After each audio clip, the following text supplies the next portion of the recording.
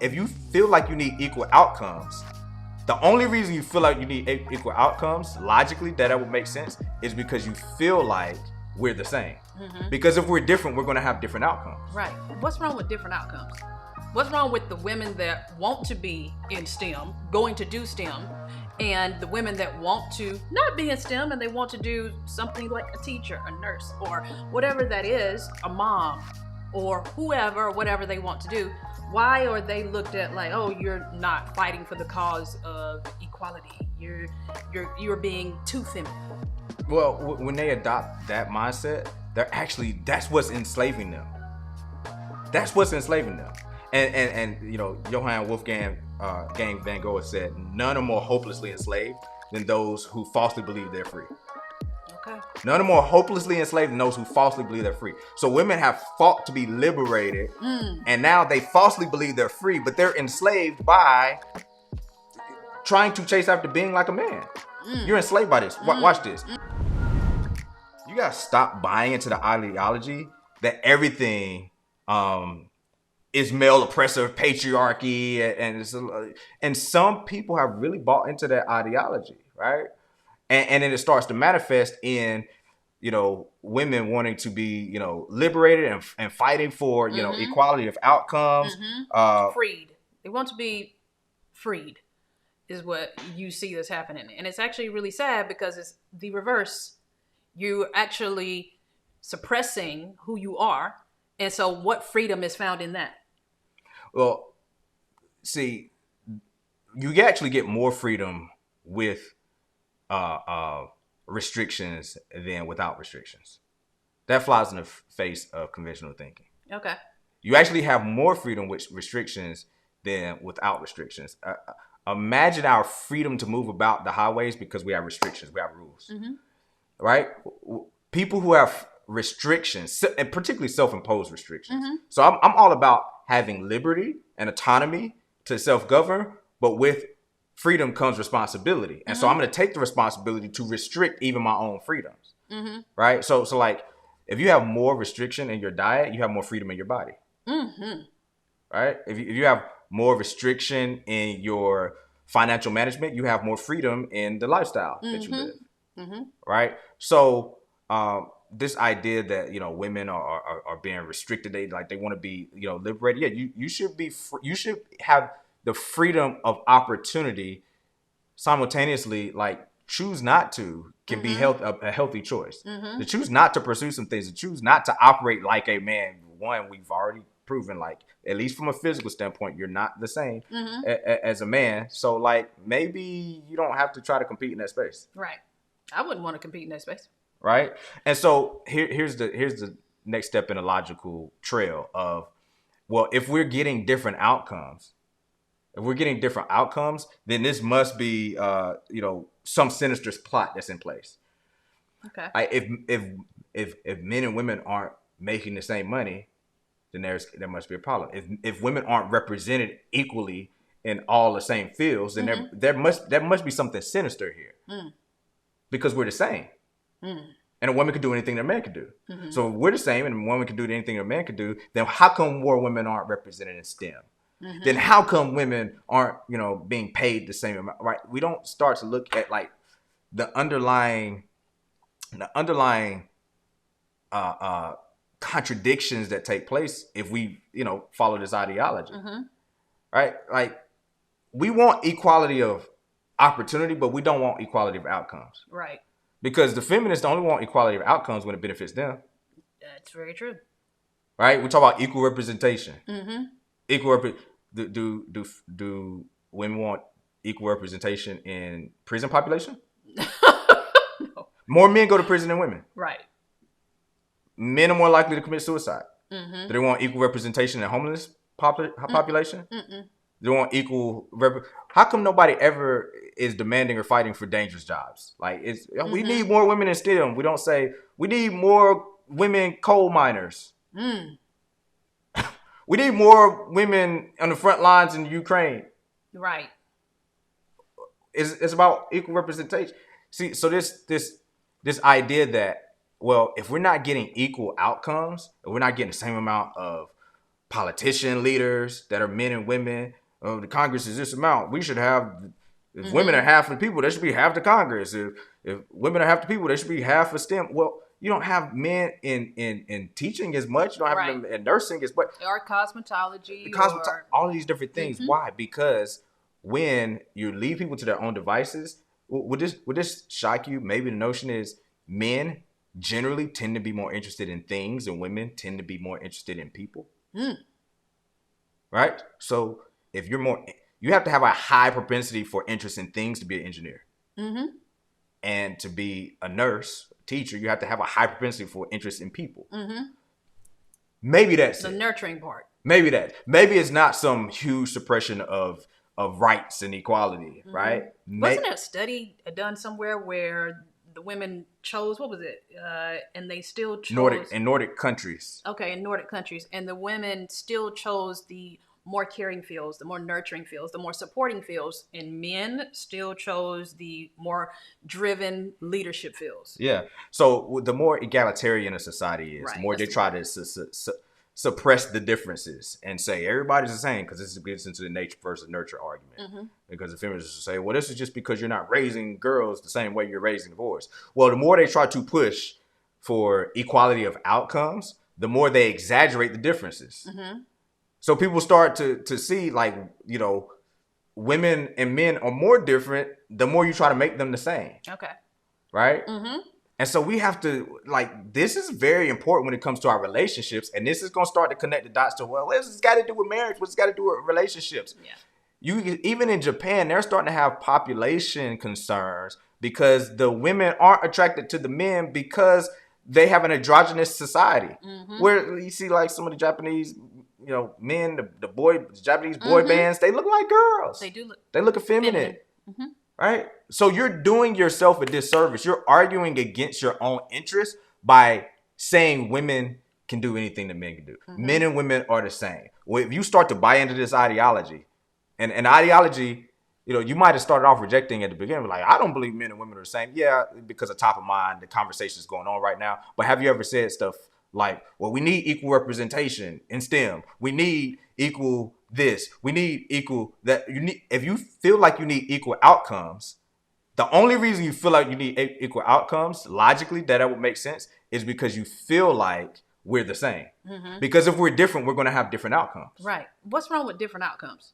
What's wrong with the women that want to be in STEM, going to do STEM, and the women that want to not be in STEM and they want to do something like a teacher, a nurse, or whatever that is, a mom, or whoever, or whatever they want to do? Why are they looked at like, oh, you're not fighting for the cause of equality? You're being too feminine. Well, when they adopt that mindset, that's what's enslaving them. That's what's enslaving them. And you know, Johann Wolfgang Van Gogh said, none are more hopelessly enslaved than those who falsely believe they're free. Okay. None are more hopelessly enslaved than those who falsely believe they're free. So women have fought to be liberated, and now they falsely believe they're free, but they're enslaved by trying to chase after being like a man. You're enslaved by this. Watch this. Adam Weishaupt, he's a German, you know, he was actually the founder of the Illuminati. Illuminati is a real thing, right? There's you know, fake conspiracy things of Illuminati, but there was actually during the Enlightenment era, right? That's what Illuminati comes from. Okay. Illuminating, right? There was a society of people that were, you know, about enlightening. And so Adam was the founder of the Illuminati. He said this: there is no way of influencing men so powerfully as by means of the women. We've heard this, right? The man's the head, the wife's the neck. The husband's the head, the wife's the neck. Right? It's no means. There is no way of influencing men so powerfully as by means of women. These should therefore be our chief study. We should insinuate ourselves into their good opinion, into the good opinion of women. Give them hints of emancipation from the tyranny of public opinion and of standing up for themselves. Does this sound like anything? Stand up for yourselves, right? It would be an immense relief of their enslaved minds to be freed from any one bond of restraint, and it will fire them the more and cause them to work for us with zeal, without knowing that they do so for they will only be indulging their own desire of personal admiration. I thought you was going somewhere good with that. This is it's deep. It's deep. Listen to this. It started out good. No. It did when you first started out. Oh, the first sentence. Yeah, the first sentence. That was about it. Then it started. I was like, okay. Listen. The founder of the Illuminati hundreds of years ago talked about this. Listen, if we trick the women, if we none are more hopelessly enslaved than those who falsely believe they're free. If we trick them into thinking they need to be freed, right, then they'll work for us. So now, you have these independent women that have been freed from the tyranny of the patriarchy. They've been liberated, and now the workforce has doubled. Mm-hmm. And now the corporate slaves have doubled. We've doubled the population of people who are working. We've doubled the population of people who need vehicles. We've doubled the population of people who need, professional clothing and dry cleaning and all of the material, the stuff. We've doubled the population by tricking them into believing they need to be freed up to go work. Wow. Listen. Wow. Let me read it again now. Now that we understand what we look for. Listen to what he said. There's no way of influencing men so powerfully as by means of women. That's true. Right? These should therefore, so because of that, this should be our chief study. We should insinuate ourselves into their good opinion, the women's good opinion, right? Mm-hmm. Give them hints of emancipation from the tyranny of public opinion and of standing up for themselves. It will be an immense relief of their enslaved minds to be freed from any one bond of restraint.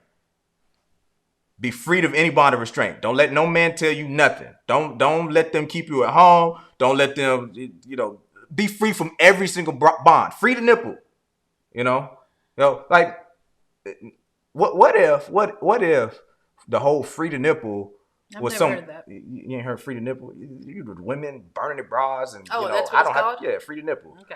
What if this was just like some ploy by perverted men that just wanted to, anyway. Right? Be freed from any one bond of restraint, and it will fire them the more and cause them to work for us with zeal. Do not women, right? Particularly our sisters, don't they work for the company with zeal? Mm-hmm. They get their corporate job. They work with zeal, right? Mm-hmm. Without knowing that they do so, they don't even recognize what they're doing. Mm. I've seen arguments. I've seen in conversation about, hey, would you quit your job and then work for your husband? Right. And women will argue same with pay. Same pay, same whatever. Everything. Right? It don't even go into that. As soon as they hear quit my job, work for my husband, they push back. But you're already doing it. You working for somebody else. Or somebody else. You're not even working in your family. You're working for somebody else. So you would rather work for somebody else than to work for your spouse. So they will work for us with zeal without knowing what they do. You're working with them for zeal, and you feel like you're working for yourself. But coming home and working for your husband, working for the family business, right? Like that's foreign, right? Mm-hmm. For they will only be indulging their own desire for personal admiration. You're only, indulging in this hedonic, idea of do what thou wilt should be the whole of the law. You gotta do make you happy, girl. Mm-hmm. Go for it, girl. Make happy, right? So listen, we see this a lot, particularly in our Black community, and it saddens me. It's at different levels in our Black community, right? Even the whole Black Lives Matter, their whole statement that they've removed now. They removed it off of their site. They changed it, but this is what they used to say. See, when you put something out there, it's out there forever. Oh, it's out there. Mm-hmm. You could take it off your site. We know it was there, right? And who was the driver behind Black Lives Matter, right? Two Black women who are part of that community, right? We talking about trans marriage, right? Y'all remember where we are. Stick with us, right? This is part of their statement they had on their site. We are self-reflexive and do the work required to dismantle cisgender privilege and uplift Black trans folk,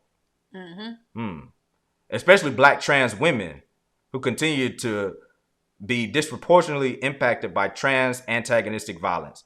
We build a space that affirms Black women and is free from sexism, misogyny, and environments in which men are centered. We dismantle the patriarchal practice that requires mothers to work double shifts so that they can mother in private, even as they participate in public justice work. We disrupt the Western prescribed nuclear family structure requirement by supporting each other as extended families and, quote, villages that collectively care for one another, especially our children, to the degree that mothers, parents, and children are comfortable. We foster a queer affirming network. They didn't say fathers. Oh, yeah. What's mothers, parents? You couldn't even put fathers. You couldn't even put fathers in there. Talk about it. You can't say fathers. Talk about it. You said mothers, parents, and children, but you didn't put fathers. That just shows, just in this, the hate that they have for men. Okay, go ahead. Listen. When we gather, we do so with the intention of freeing ourselves. Here we go. From the tight grip of heteronormative thinking, or rather, the belief that all in the world are heterosexual, unless she, he, or they disclose otherwise. That hurt my head even having to read that, right? Like, I'm blown away by the nuclear family. Why do we need to dismantle the nuclear family, which has been proven, and it has been proven in nature, it has been proven in society, it has been proven for, I don't know, however long the world has existed, that a mother and a father that produce children, and that is the nuclear family, have the most well-adjusted children. Study after study after study after study show that. Because it shows that when children don't have both parents in the home, that they have to fight to get well-adjusted. There are more obstacles to overcome in those situations. Can those be well-adjusted children? Yes. But why do we have to fight for our limitations? Why do we fight for that? Let's dismantle the one proven unit that we've seen the greatest amount of success in children. Let's dismantle that. And let's now depend, instead of on the father and mother which birthed these children, let's now depend on a tribe and a village that do not, let's be real, that do not have an invested interest in your child because they are not your seed. But let's rely on them that already have their own children, that already have all this, but we're going to all come under this tribe mentality. And that... The village. Using the village to replace fathers. Yes. Right? Because here's what the village really is, or is supposed to be. The village is nuclear family, husband, wife, children. More nuclear families. You know what? Hey, when our son marries your daughter, let's have a family merger and come together, and we'll do a whole episode on young marriage and being very involved in your child's marriage. And then you as two families can merge together for future success. That's what the village is, right? But it was noticeably absent that we talked about everybody in here. We talked about women uplifting and children and trans women and queer and, parent, but no father. No father. So Math Thrive Tutoring said, so the first sentence doesn't make sense without the context. It says the greatest influence of men is women. So were they planning to use those tricked women to influence their men in some way? Oh, yes. That was right on time comment. Because now you're seeing feminist men all over here. You have men that are advocating and pandering these same ideas about, sisters, you do anything that a man can do and more power to you and go be a boss chick. Like, yes, that's exactly what it is. Pandering men now. Pandering men, right, have been tricked because of the influence of women. They're being led by women in the society. Wow. Right? Okay. You got these pandering men now. That was the plan. Right? And it's worked on no group of people that I can think of, more so than not people. Right? When you have men that we otherwise looked at as masculine men get with a woman who was bought into this ideology and is now raising his son as a daughter because he got with a woman who bought into all of this. Men and women are the same, and it's okay. Like what black men as a whole are not looking up to, this idea that I want to raise my son as a daughter. Right. right? Let's wake that up. Let's bring that back full circle since we're on the topic of that tonight. That's not what men are doing. But you see, when men are influenced by a woman who has been influenced by this ideology, right? Because the influence is strong. The influence from a woman is strong. Like you say, she is the neck, right? And so you talk and you have these conversations, and you by the time your husband neck was here, but by the time he over here, now he's paying attention to whatever's going on the left side, and now he's bought into whatever you're saying, because what do men want to do? Please their women. And in the pleasing of their women, they say, oh, okay, so this pleases you. This is what we're doing. And so they end up by pleasing their women, doing them a disservice by the, what did you call it? Pandering to the woman. Right. Like Ms. Let Go, he said it right there. The pandering men are definitely part of the problem. You have entire platforms of men that are built off of pandering to women, making them feel good about buying into these false ideas that men and women are saying that there should be no difference in how we operate, and right. They pander to women, right?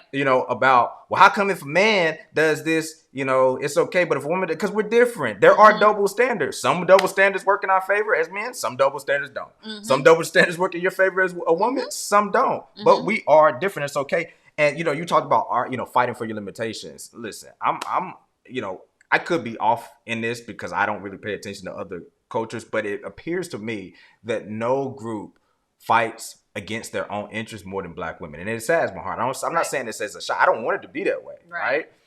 If you like that clip, click here for the full episode.